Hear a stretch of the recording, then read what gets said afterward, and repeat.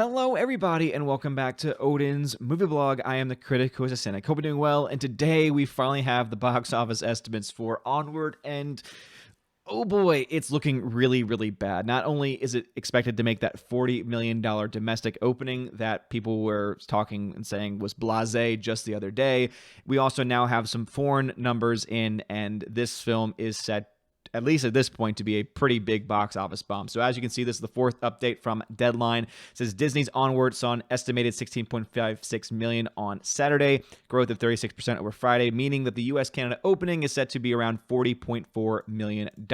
Disney is calling the weekend at $40 million, and again, that's an estimate, so that number could definitely be even lower than what was expected. While that result is at the lower end of Pixar openings and the Pix tracking, even for the one of Emery California Studios' original movies, don't blame CV for scare for these results. And this is where I will disagree with the Deadline article, because it's not blaming CV at all for the domestic numbers. Again, it's going to definitely make a case for the international numbers, because I think there is a strong case that the international numbers for this film are being impacted, are being affected by it. But I also would say the same thing with the American audiences as well, because even though it is indeed opening at over 4,000 theaters, I think that the fear-mongering going on right now by the media is definitely leading to a lot of families deciding to stay home instead of going to see this film. Now, does that mean the film would have been a success without the CV? Not necessarily. And I think that Deadline does make some pretty decent points, saying that this is definitely an off-kilter Disney Pixar film coming out at an off-kilter time, right? Being released in March instead of getting a summer release like a lot of these Disney Pixar films tend to get.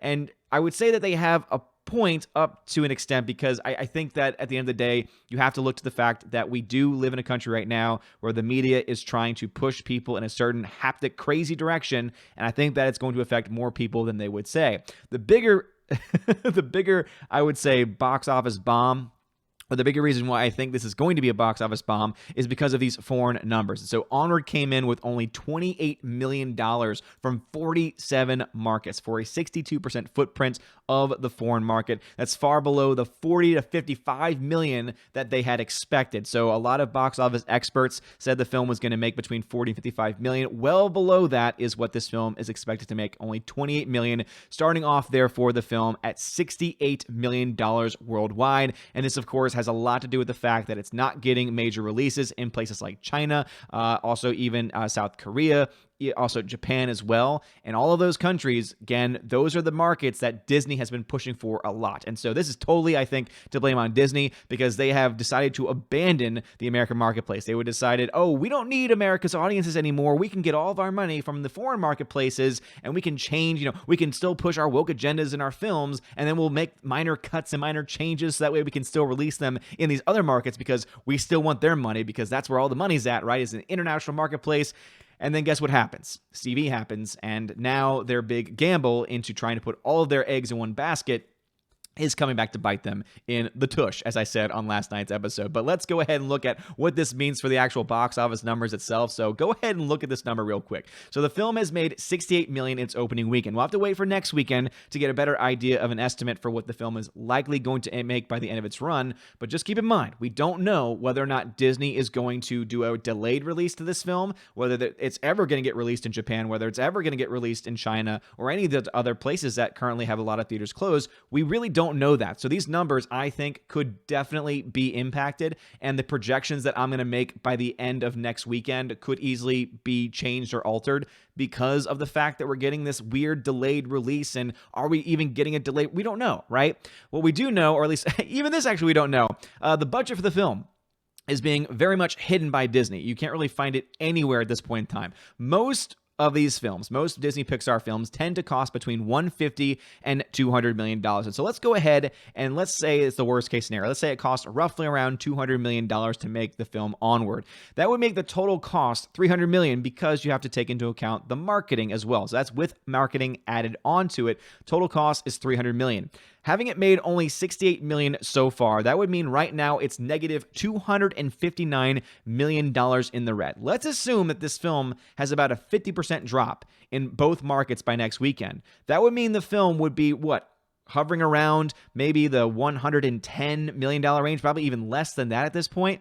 If that is the case, this film will in all likelihood end up being another box office disaster. Keep in mind, remember, Call of the Wild, as I've been talking about, is set to lose around $100 million. That's under 20th Century Studios. That's a Disney production. You have this film now, because of it not getting any money from the foreign market and not making any money here either, also could potentially be in that $100 million lost territory. So you have two films that could easily have wiped out all of the positive net gains that they have made so far in 2020.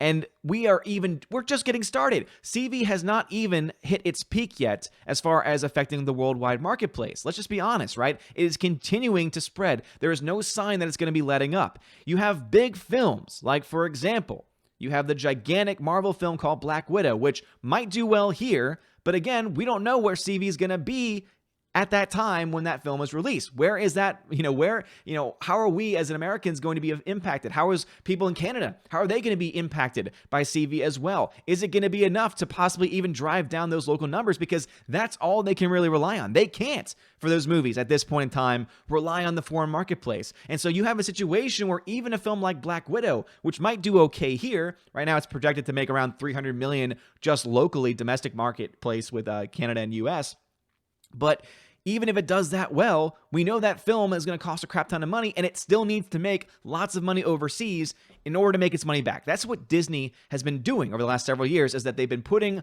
most of their eggs into that foreign box office basket. And now it's coming back to get them. Now it is being, oh, wait a minute, we do still need American audiences, especially when there's a worldwide crisis at this point and everyone's freaking out over CV. So what do we have? We have a film by Disney set to lose crap tons of money, unless, of course, we see a major turnaround by next weekend. We get reports from Disney that they're going to re-release the film at some point in the future in these other countries once things have, cracked down a little bit, or there's some other marketing scheme that they're going to have with this film. I just don't see it, right? Based on the numbers that we have in front of us, based on everything that we know at this point in time, it's not looking good for Disney. It's not looking good for most studios either, because I didn't even mention, I almost forgot, I was getting ahead of myself. Mulan comes out in just a couple weeks, really. That film, set to have a major release in China, was, they were kowtowing to the Chinese marketplace with that film. And what happened? Oh, wait. Now they can't show it in China at this point in time. And I don't think they'll be able to show it there anytime soon, which means, once again, even for Mulan, which we all know they weren't caring about American audiences with that movie. They were doing everything they could to try and push American audiences away when you think about it, because when people hear about Mulan here in the United States, we think, oh, the 90s animation with all that beautiful music and that really great, the hilarious Mushu and all these other things, make a man out of you. Like, that's what we think of. And they took out all the songs.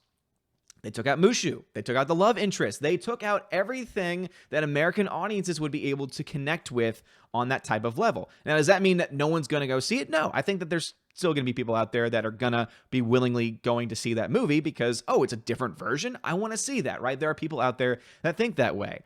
But they're not going to get the massive numbers they could have gotten if it was more of a shot-for-shot live-action remake of the original film with the music, with an actual singer, with all that kind of stuff. And I think that it's going to hurt them, most especially, though, because of the foreign, right?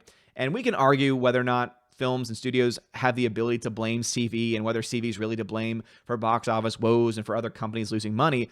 But I think that when it comes to box office sales, we can, because we can see very clearly that there are various countries being affected, China being one of them, where their theaters are just not open, where you have other places like Italy, South Korea, Japan, where they have a lot of schools closing, where, again, if the schools are closed, what would make you think that the actual movie theaters would remain open either? And a lot of them are closing, and they're not getting official American releases in a lot of these countries. And so because of that, we're looking at a financial situation that could lead a lot of studios in very desperate scenarios.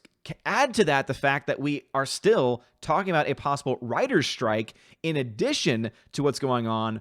Man, oh man, these major studios are going to have a lot of things that they've got to make up for, and I don't know if they're going to be able to do it. This could be one of the worst years in the box office ever. And it was already going to be tracking lower because box office sales are always down. And last year was an incredible year because you had these giant box office juggernauts. But even those giant box office juggernauts were not able to fix the fact that even last year's year was technically down from previous years. So we could see ourselves in a catastrophic box office situation here. And whether that pushes studios to try and make more of an attempt at their streaming services to get to people at home, trying to offer them paid content at home in addition to everything? What if this is the event that pushes someone like Disney to say, oh, we're going to release Onward, or we're going to release Mulan, or further down the road, Black Widow, etc. If it gets really bad, oh, we're going to release it directly onto our streaming service, but you're going to have to pay a premium in order to access it. Again, that's what I think the future of movie theaters and movies are going to be in general, right? Is that these studios are going to control their own streaming services, and then they're just going to be able to tell people, oh, okay, we're going to release it instead of it going in theaters. You have to pay extra, or you have to pay a premium in addition to what you're already paying to have access to the service with all the extra stuff that's included in the service. But to get all this new stuff for, instantly and access it automatically and have access to it, you'll have to pay that premium. And again, at this point in time, it might actually be the smart move, because they're losing money in a lot of these places because it's not making money at the physical box office. Maybe now is the time that they pull the trigger. I don't know. It's going to be very interesting to see what these numbers come in and what the studios do in response to this. But again, crazy times to live in for the box office. But let me know your thoughts about this. Do you think that Onward is going to rebound? Do you think it's going to get a late release in another country? And also, do you think, like I do, that this could be this event that pushes the studios to start having home releases where people will feel safe to have their, but again, oh man, so many things going on right now. But let me know your thoughts about this stuff and all the things we talked about in the comments section below. If you like this video, smash the like button, give us a subscribe. It helps us a lot. You're all amazing and beautiful people. Have a wonderful day. And as always, God bless. And now to give a special shout out to my March Patreon and Subscribe Star members: animation commentator Brian P., Dion, David Brobrizik, Divex, Elizabeth M., Enrique Evangelista, Father Christopher Miller, Hail Father, Frank the Tank and the Shawhan Wiener Dog Clan, Harold Francis, the Honker Chonker Funky Monkey, Inflame Wood, Trap Productions,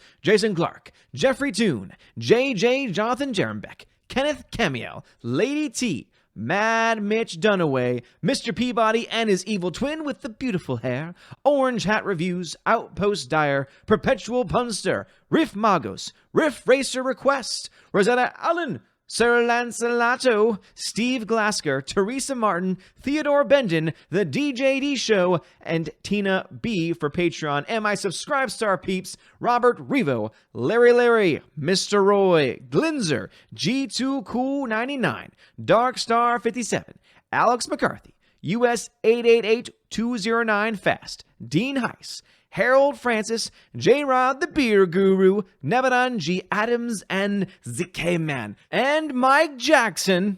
Thank you all so much for being my Patreon and Subscribe Star members for the month of March. You are all amazing people. Thank you so much for the support, and I hope that you are enjoying your perks. If you do not know the perks that you get, make sure you read again through all the perks that are listed, and also check your messages if you're over on Patreon, because if you are a $5 and up backer on Patreon, you get special access to giveaways over on the Discord. I send out messages with a link to join the Discord server. I will then hook you up over there, and you'll have access to some really cool giveaways. I give away 4Ks, Blu-rays, digital codes, try and give away at least a couple of big movies, 4K Blu-ray titles a month, and try to do at least 2 to 3 giveaways for when it comes to digital download codes. And I might try and do a little bit more this month as well, because I'm always trying to add extra stuff to it. And also, if you are a $10 or up backer, then you have access to a special podcast that I'm starting to do with John the Flick Pick. That's right, John Flickinger of the Flick Pick channel. We're having a lot of fun with the podcast, and so expect that every couple weeks. And of course, also any